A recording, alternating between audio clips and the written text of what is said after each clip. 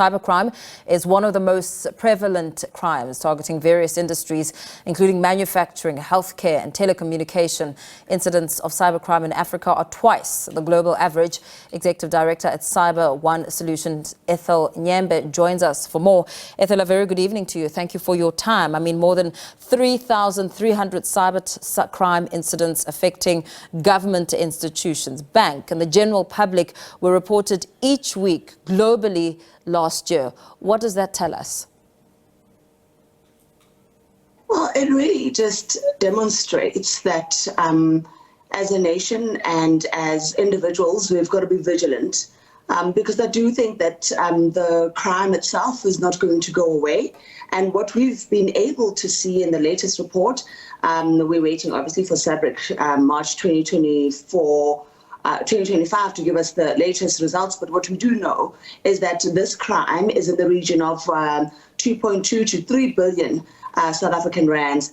It is known that cybercrime in itself is the largest economy, the third largest economy in the world. And so I do think that it will continue to thrive simply because we need not only the authorities, we need individuals, we need big business, we need everyone to be vigilant in order to bring the statistics and the number down.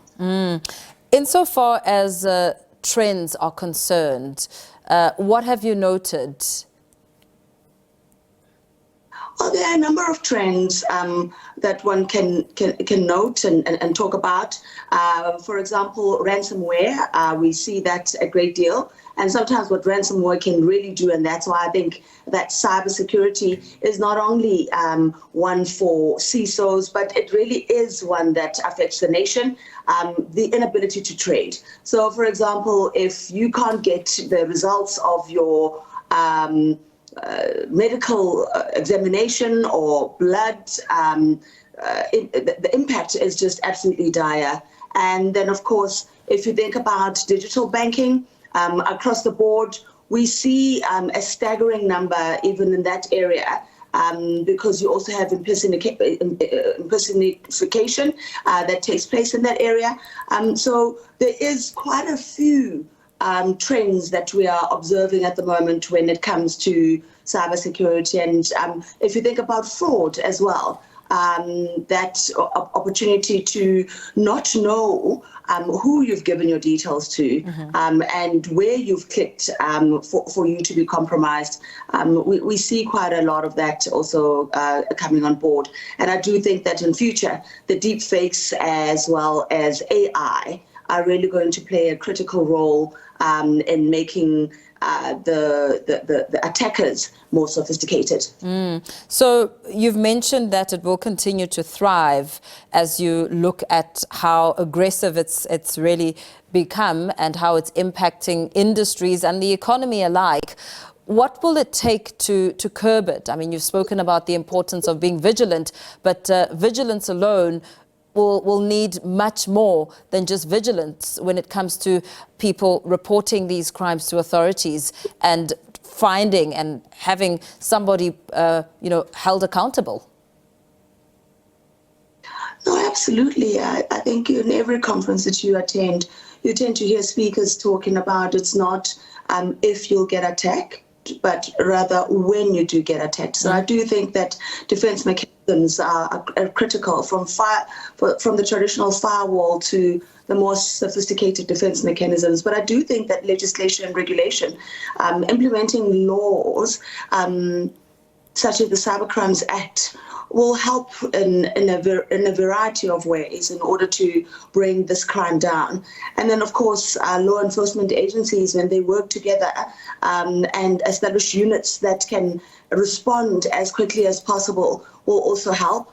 If I think about private and public partnerships or PPPs, that will also help because then it addresses the problem from every angle. And like I say, when a country has a number of cyber crimes, attacks, it has a direct implication on the economy, on employability, and as well as global trust. And then, of course, reporting an incident. we've all got to be vigilant in being able to report an incident, and it's got to be a value chain that when you get to the police, they've also got to know what to do so that we can stop the scourge of cybercrime. And what do you think is needed within the police themselves? I mean, one mention was around the importance of collaboration, state security agency, ensuring that there is some sort of collaborative aspect to curb these crimes.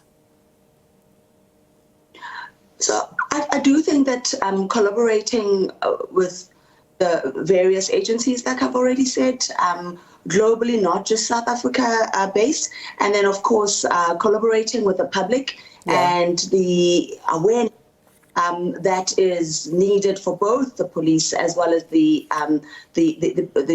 public is critical, because if all parties know what to do and can act swiftly, it is much better, because the attackers find dynamic ways and they change tech and they understand technology, and so it's not static for them, and so it should not be static for both the police and the public to be able to collaborate and act quite swiftly, because this is what we definitely know. Technology is not going backwards. We are dealing with a new generation that has no idea what a fax is or what a landline is. They were born with digital first, and so we do think that digitizing, understanding the methodologies from both the police as well as the public, no matter your age, is absolutely critical. Yeah, absolutely.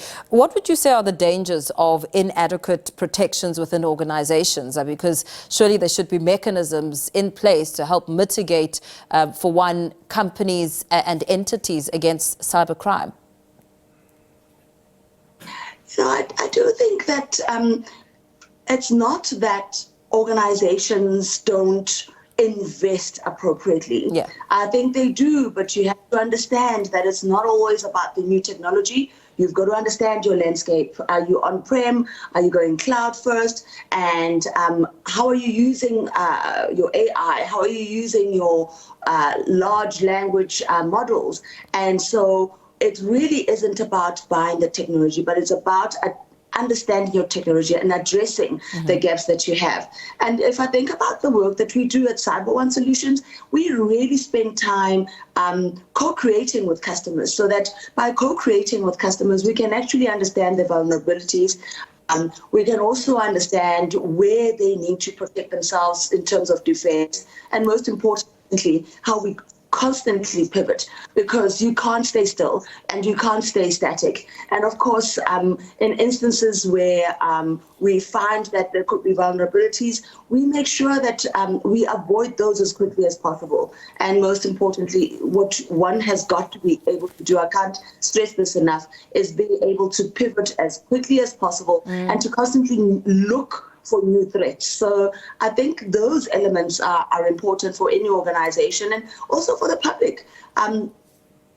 If you know you're not meant to receive a package, don't click on it. Don't think that this 57 cents is going to get your package on board. And then, of course, there is the opportunity to protect your email, but most importantly, also, we run a number of awareness campaigns within organizations, because you think you know all that there is to know until the modus operandi has changed. And so this changes all the time, because both the defenders and the attackers have one goal in mind. Absolutely. Thank you so much for weighing in on this very important discussion. You absolutely cannot stay static, according to Executive Director at CyberOne Solutions, Ethel Nyembe.